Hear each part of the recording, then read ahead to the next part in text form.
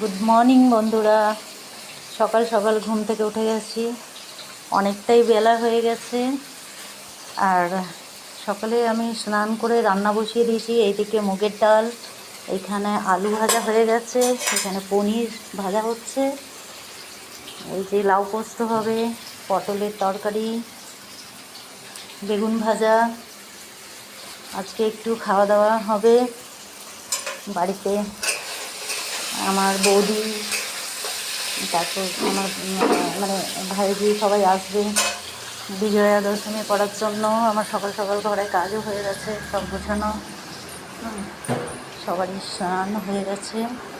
আর এখনও আমার ছেলেটা ঘুম থেকে ওঠেনি, এই যে ঘুমিয়ে আছে।